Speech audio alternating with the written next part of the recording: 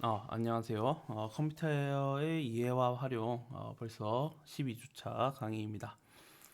음, 지난주까지 계속해서 인공지능에 대해서 학습해보고 있죠. 머신러닝 그리고 지난주에 딥러닝 가장 기본적인 예제를 한번 해봤습니다. 어, 뭐 원리를 아는 것도 중요하고요. 그것을 라이브러리를 이용해서 이제 사용하는 기술도 상당히 중요합니다. 음, 뭐 제가 알려드리는 그런 예제들을 보시면 어떤 식으로 활용이 되는구나 라는 것을 알 수 있을 건데요. 이번 주에는 처음부터 이제 어떠한 데이터를 가지고 우리가 머신러닝을, 딥러닝을 구동을 시켜야 됩니다. 그러기 위해서는 어떤 순서로 진행이 되는지 그 순서를 한번 익혀보는 시간이 될 것 같아요. 어, 우선 그러면 이제 지난주에 배웠던 내용들 간략하게 빠르게 한번 넘어가 보도록 하겠습니다. 지난주에는 처음에 퍼셉트론 개념이 등장을 했었죠. 딥러닝의 가장 기본적인 인공신경망의 가장 기본적인 단위였던 이제 퍼셉트론이 등장을 하면서 인공지능 연구가 활발해졌습니다. 그런데 이어지지 못했다고 했죠. 한계점이 분명히 존재를 했기 때문이죠.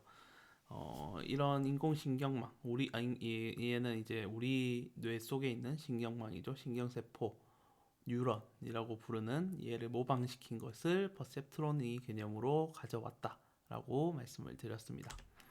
그것을 이제 인공신경망이라고 부르고요. 뉴럴 네트워크라고 아주 많이 부르고 뉴럴 네트워크를 사용하는 딥러닝 기술들이 상당히 많이 나와 있습니다. 그래서 AX 플러스 B라고 했던 것을 WX 플러스 B, 웨이트랑 바이어스라는 값으로 좀 전문적인 딥러닝 용어들을 도입을 했었고요. 그래서 가중합이라는 게 존재를 했습니다. 가중합은 가중 뭐 설명을 그래서 다시 안 드려도 되겠죠. 가중합은 이 퍼셉트론의 아웃풋 이 두 가지가 있을 때 얘를 다 합한 값을 가중합이라고 했습니다. 네, 그래서 이제 퍼셉트론의 과제였죠. XOR 문제, Exclusive OR이라는 문제였습니다. 우리가 선을 하나 그어서 구분을 짓는 것이었는데요. 이 퍼셉트론은 이 XOR이라는 문제를 해결할 수가 없다라는 한계에 직면한 거죠. 그래서 이제 퍼셉트론에 대한 연구가 딥러닝에 대한 연구에 침체기가 좀 있었다. 첫 번째 뭐 암흑기라고 해야 되나요? 그런 것이 있었다라고 했었고요. 그래서 논리회로의 XOR이라는 문제가 상당히 중요한 개념인데요. 이것을 해결을 할 수가 없었다. AND, OR, 그리고 XOR라는 논리회로 문제였습니다. 이거 AND랑 뭐 OR는 선 하나로 해결을 할 수 있는 아주 간단한 문제였죠. 그래서 이제 후에 등장한 게 다층 퍼셉트론이라는 멀티레이어 퍼셉트론이라는 개념이 등장을 합니다. 이것은 퍼셉트론을 여러 개를 층을 만들어서 히든 레이어를 만든다라고 했었죠. 히든 레이어를 만들게 되면 결과적으로 공간을 왜곡하는 결과를 가져오게 됩니다. 그래서 직선 하나를 그은 것과 비슷한 효과로 공간의 세 개를 나눌 수 있는 거죠. 공간을 왜곡을 해버리니까요. 그래서 히든 레이어, 은닉층을 만들게 됩니다. 아주 개념은 간단해요. 이거를 몇 년, 몇십 년을 걸려서 퍼셉트론에서 다층 퍼셉트론으로 넘어왔을까? 지금은 그렇게 생각하기 쉽지만 이 당시만 해도 다층 퍼셉트론 개념이 좀 획기적이었겠죠. 뭐 수학적인 사실 뭐 이게 다 수학적인 내용이기 때문에 수학적으로 엄청나게 많은 연구가 있었겠죠. 네, 그래서 은닉층을 만들게 되면 이렇게 공간을 좀 왜곡시키는 효과가 있다라는 부분입니다. 그래서 다층 퍼셉트론을 설계하면 웨이트 값도 상당히 많아진다고 말씀드렸고 바이어스도 이 노드에 각각 다 적용이 됩니다. 히든 레이어 층이 한 층일 수도 있지만 뭐 두 층, 세 층, 뭐 100층, 뭐 1000층 이렇게 뭐 층을 엄청나게 많이 줄 수가 있죠. 그래서 이제 딥 러닝 깊게 이제 학습을 해 나간다라는 이름이 붙은 거겠죠. 그래서 계산이 갈수록 이제 복잡해집니다. 웨이트 값도 많아지게 되고 이제 노드가 또 많이 생기게 되면서 원래는 x1, x2 가지고 y 출력층만 계산을 하면 됐는데 그게 아니라 중간중간을 다 계산을 해줘야 됩니다. 그러니까 이게 다층 퍼셉트론 개념이 했더라도 예전에 등장을 했더라도 70년대인가요? 등장을 하더라도 계산 능력이 받침이 되는 컴퓨터가 없었던 거죠. 네. 그래서 이때는 이론적인 개념만 많이 연구가 되겠고 최근에 들어서 2000년, 2010년도 이후에 정말 하드웨어 컴퓨터의 성능이 급격도로 상승을 하다 보니까 이거를 계산할 수 있는 능력이 생겨버린 거죠. 네, 그렇습니다. 그래서 여기에 6개의 가중치랑 3개의 바이어스가 등장을 합니다. 이 그림에서요. 그래서 얘를 행렬 곱으로 나타내면 훨씬 계산이 편리하다라고 해서 행렬을 사용을 했었죠. 그래서 이 값을 임의의 값들이라고 말씀을 드렸어요. 임의의 값으로 계산을 하니 히든 레이어 하나를 뒀는데 결과가 0110으로 나온 것을 확인할 수 있었습니다. N1은 NAND, N2는 OR. 그래서 NAND와 OR을 AND한 연산이었죠. 기억나시나요? 그래서 코딩으로 XOR 문제를 해결해 보았습니다. 그래서 이제 퍼셉트론 개념에서 이 오차를 줄이는 방법이었죠. 계속 경사하강법을 이용해서 오차를 줄이는데요. 퍼셉트론의 다층 퍼셉트론 개념에서는 오차를 줄여 나가는데 뭐 똑같습니다. 실제 값과 이 예측 값을 비교를 해서 가중치, 웨이트를 수정해야 될 웨이트가 상당히 많아지는 거죠. 전부 다 수정을 해야 됩니다. 그런 다음에 다시 실행하고 웨이트 수정하고 실행하고 수정하고 실행하고 이런 이렇게 이제 오차를 줄여 나가면서 최적의 웨이트 값과 바이어스 값을 찾아 나가게 됩니다. 그래서 뒤에서부터 앞으로 다시 돌아와서 오차를 수정한다고 해서 역전파, 백프로퍼게이션이라고 부른다고 했고요. 그런데 이제 이 오차 역전파 방법은 이렇고요. 오차 역전파를 사용해서 은닉층을 다양하게 엄청나게 많이 만들면 당연히 좋아질 거라고 예상을 하지만 결과적으로 그러지 않았다.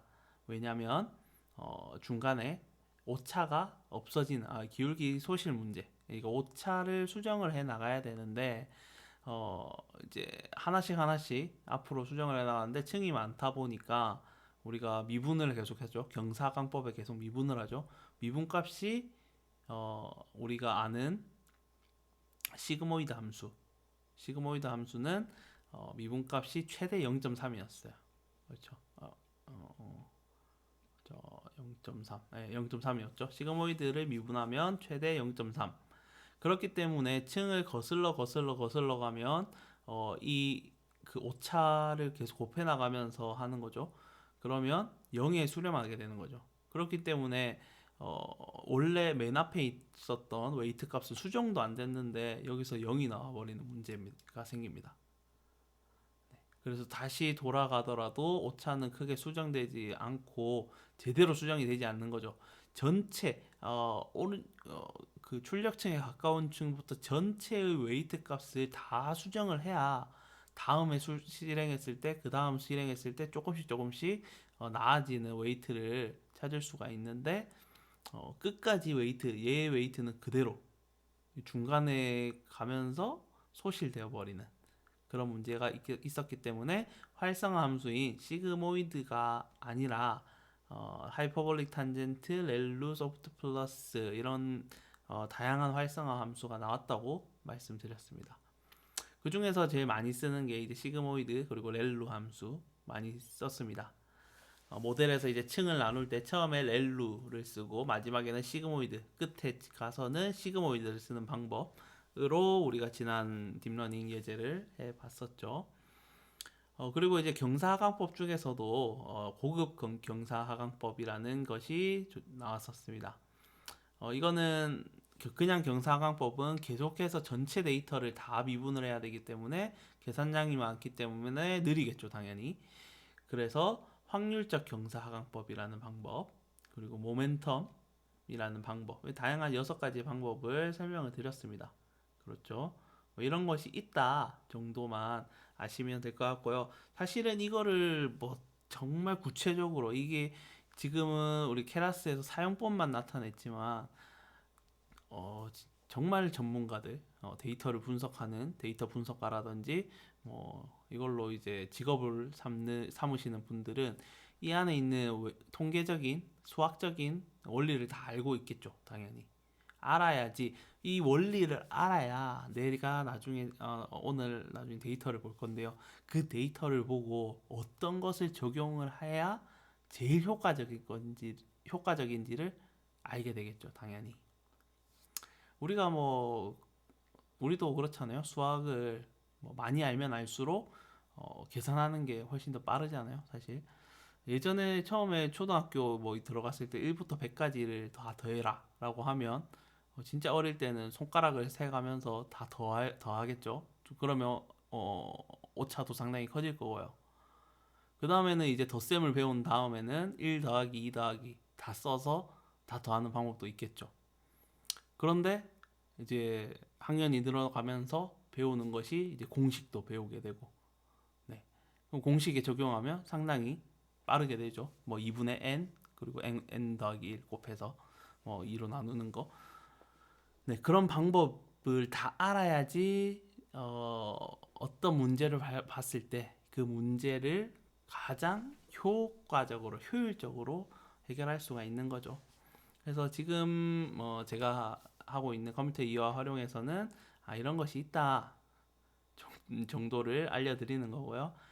정말 더 관심이 있으시거나 뭐 그러신 분들은 더 많이 공부를 할 수가 있겠죠. 뭐 유튜브나 뭐 구글 문서들 상당히 요새는 학습을 할 수 있는 도구들이 많기 때문에 네, 저도 꾸준히 계속 공부를 하고 있는 중이고요. 네, 뭐 저도 사실 이 통계적인 수학적인 원리는 잘 모르지만 이런 것들이 있다 정도도 저도 알고 있습니다. 네, 같이 공부해 나갈 수 있으면 좋겠네요.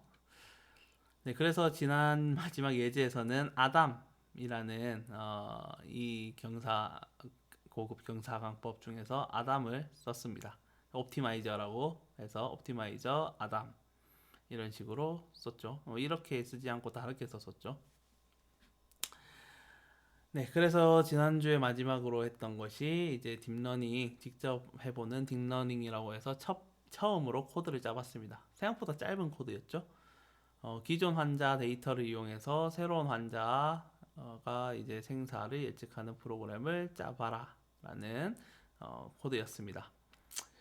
그래서 이런 기존에 나와 있는 실제 데이터였어요. CSV 파일 실제 데이터를 가지고 계산을 해봤었습니다.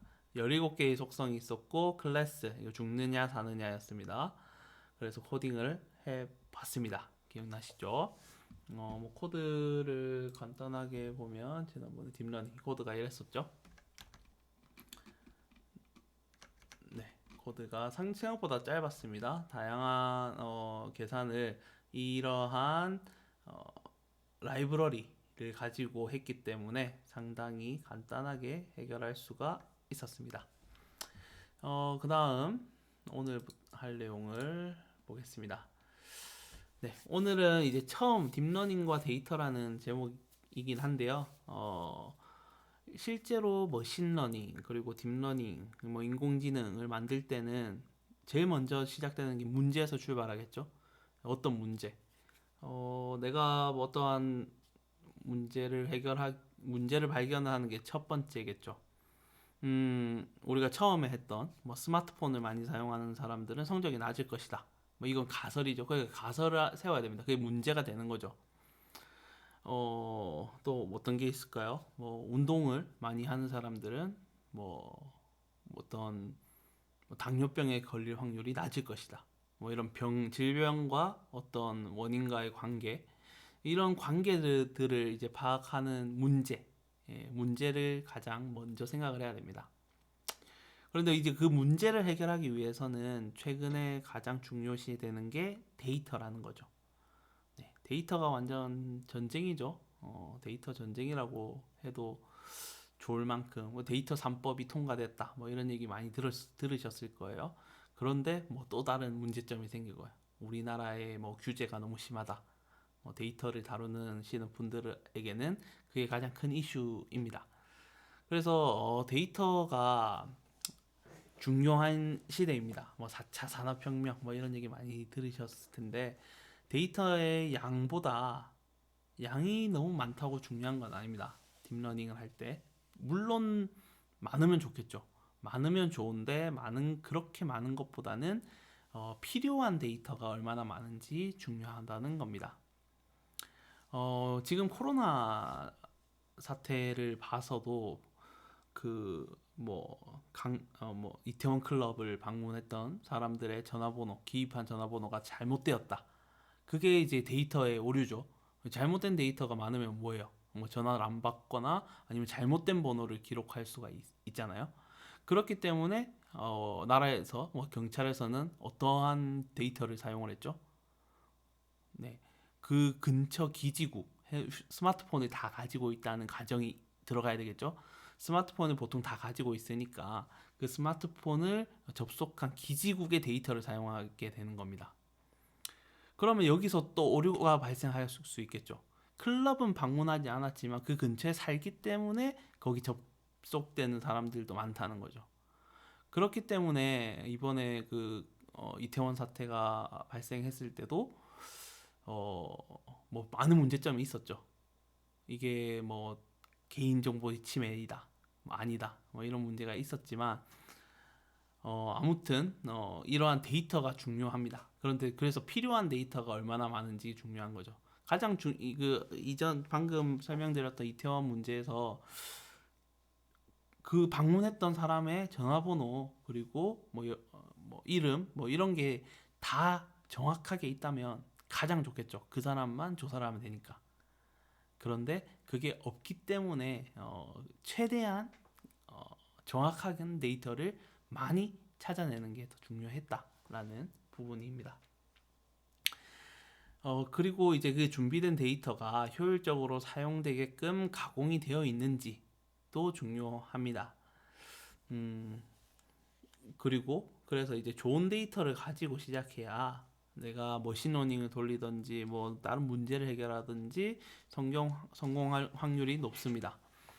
뭐 미국에서 뭐 갈비지 인 갈비지 아웃 이런 게 있죠. 쓰레기가 들어가면 쓰레기가 나온다. 그러니까 잘못된 것이 들어가면 무조건 잘못될 수밖에 없다. 콩 심은 데 콩 나고. 이것도 맞는 속담인지 모르겠지만 아무튼 좋은 데이터가 재료가 되어야지만 무조건 성공 확률이 높게 됩니다. 그래서 이러한 좋은 데이터라는 것은 내가 알아내고자 하는 정보를 잘 담고 있는 데이터입니다. 네, 당연히 데이터가 준비가 돼야 되겠죠. 그래서 이제 가능한 이러한 많은 데이터들을 모았다면 이를 머신러닝 그리고 딥러닝에 사용할 수 있게 데이터 형식을 바꿔야 됩니다. 우리가 지금 CSV를 바로 불러서 지난번에 딥러닝에서 했었죠. 오늘은 판다스라는 것을 라이브러리를 이용해서 해볼 거예요. 판다스를 이용해서 데이터 프레임 형식으로 바꿔볼 건데요. 이게 모든 머신러닝, 인공지능 프로젝트의 가장 중요한 첫 단계라고 할 수가 있습니다. 네, 그러면 오늘 할 거는요. 아무것도 무에서 우리가 데이터를 지금 만들 수가 없는 상태이기 때문에 우리는 항상 예제를 통해서 분석을 해보겠습니다. 이거는 피마 인디언 사례 분석인데요. 피마 인디언은 그 오리지널 인디언 미국에서 거주하던 인디언의 사례입니다. 뭐 미국의 남서부에 이제 거주하던 인디언 부족인데 피마 인디언은 어, 그 이분들은 50년대까지 1950년대까지 뭐 당뇨라든지 뭐 이런 질병이 없었다고 해요. 거의 없었다고 해요. 왜냐하면 음식물이라든지 이런 게 뭐 기름지거나 이런 게 없었기 때문에 그 뒤에 이제 패스트푸드나 이런 것들이 들어오면서 어, 그 당뇨라든지 그런 질병들이 상당히 많이 늘어났다고 해요. 뭐 60%, 80%까지 이제 늘어났다고 하는데 이게 유전적인 요인인지 아니면 어떠한 요인인지 그 요인들을 이제 분석한 데이터입니다. 그 데이터를 가지고 우리가 해볼 건데요. 이 데이터를 보면 데이터를 일단 pima.csv라고 하는 데이터입니다. 자, 데이터를 한번 보여드릴까요? pima.csv. 네, csv 콤마로 구분된 이러한 데이터입니다. 총 하나, 둘, 셋, 넷, 다섯, 여섯, 하나, 둘, 셋, 넷, 다섯, 여섯, 일곱, 여덟 개의 속성이 있어요. 속성. 그리고 마지막 건 클래스입니다. 맞냐, 다냐. 1이나 0, 10, 10, 10으로 끝나죠. 그래서 이 8개의 속성을 가지고 클래스를 유출을 하는 겁니다. 아니면 이 8개 중에서 8개 모두 다 이 마지막 클래스에 영향을 미치는지 아니면 이 중에서 하나만 영향을 미치는지 뭐 이것도 미리 알아야 되겠죠. 지금 이 데이터만 가지고는 아무것도 모릅니다. 이 8개가 중에서 어떤 것이 여기에 영향을 미치는지 모르는 거예요. 그냥 무턱대고 8개가 다 영향을 미칠 거다라고 생각하면은 안 되겠죠. 굳이 컴퓨터를 혹사시킬 필요가 없는 겁니다. 네, 이러한 데이터고요. 총 개수는 쭉 내려보면 엄청 많죠. 768개의 데이터가 있습니다. 그래서 768번째 인디언까지 있고요. 속성이 8개입니다. 총 8개고 마지막 클래스, 당뇨가 있냐 없냐를 1과 0으로 나타내는 클래스입니다.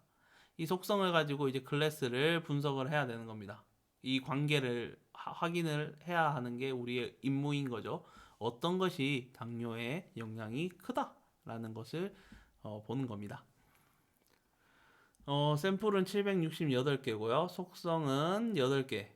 프레그넌트, 과거 임신 횟수, 그리고 플라스마라고 해서 뭐 공복 혈당 농도. 뭐 이 의학적인 것은 우리가 몰라도 되는 거죠. 3번은 이제 혈압, 프레셔, 그리고 4번은 뭐 삼두의 피부 주름 두께, 뭐 이런 거를 다 조사를 했대요. 인슐린 수치, 그리고 BMI, BMI는 잘 아시죠? 체질량 지수, 그리고 가족력. 7번이 이제 가족력을 의미하고요. 8번은 나이. 그리고 클래스는 마지막이죠. 마지막 당뇨. 1이면 당뇨가 있는 것. 그리고 0은 당뇨가 아니다라는 것을 나타냅니다. 그래서 이 데이터를 가지고 지금 분석을 먼저 합니다. 딥러닝의 첫 번째죠. 데이터를 분석을 하는 거예요. 그래서 데이터, 의학 지식은 필요 없고요. 속성이랑 클래스, 속성 8개, 클래스 1개는 꼭 구분을 지어줘야 됩니다. 그래서 모델의 정확도를 향상시키기 위해서는 여기서 데이터를 더 추가를 해야 될 수도 있고요. 그리고 데이터를 재가공해야 할 수도 있습니다. 지난번에 그 티처블 머신에서 가위바위보 예제한 거 기억나시나요? 가위바위보 사진을 찍을 때 정확하지 않다. 정확도가 좀 떨어진다라고 하면 데이터를 사진을 더 찍어서 다시 학습을 시키면 훨씬 더 확률이 높아진다고 말씀을 드렸었죠. 그래서 데이터를 추가해야 될 수도 있고 재가공이 필요할 수도 있게 됩니다. 네, 그래서 판다스라는 라이브러리를 사용을 할 건데요. 이거는 처음에 아나콘다 저랑 설치할 때 했던 겁니다. 설치를 같이 했던 라이브러리입니다. 한번 어떤 건지 보도록 하겠습니다. 네, 메인 홈페이지 들어가면 영어로 나오지만 판다스는 빠르고 파워풀하고 유연성 있고 쉬운 오픈소스 데이터 분석 도구다라는 거죠. 데이터 분석하고 데이터를 이제 조작하고 그러한 라이브러리입니다. 파이썬 프로그래밍 랭귀지에서 탑이라고 해요. 이 라이브러리가 이제 최근 버전이 1.0.4네요. 우리는 몇 버전이 설치되는지 나중에 한번 확인해보고 여기는 뭐 가이드도 있고요. 어떻게 사용하느냐 이런 설명도 다 있습니다. 그래서 혹시나 이 사이트에서 영어를 잘하면 상당히 좀 좋긴 해요. 도큐멘트 확인하시면 다른 것보다 공식 문서가 가장 잘 돼 있는 경우가 제일 많아요. 근데 보통 영어기 때문에 쉽게 접근을 하지 못하는데요. 사실 뭐 컴퓨터와 관련된 이런 영어들을 몇 번만 보시면 쉽긴 해요. 쉽다기보다는 반복되는 것들이 많기 때문에 그런데 영어로도 한번 도전해 보시면 좋을 것 같아요. 이거는 이제 기본적인 위키의 설명입니다.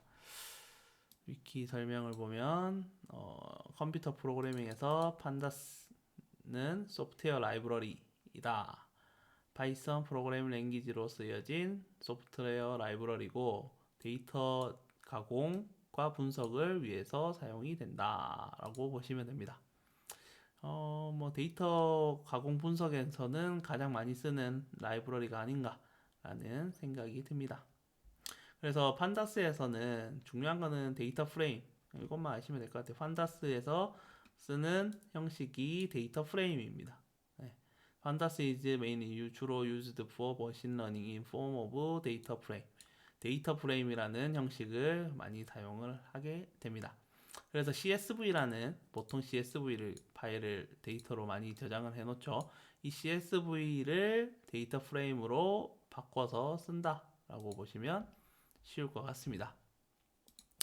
네, 그러면 다음 차시에서 이어서 해보도록 하겠습니다.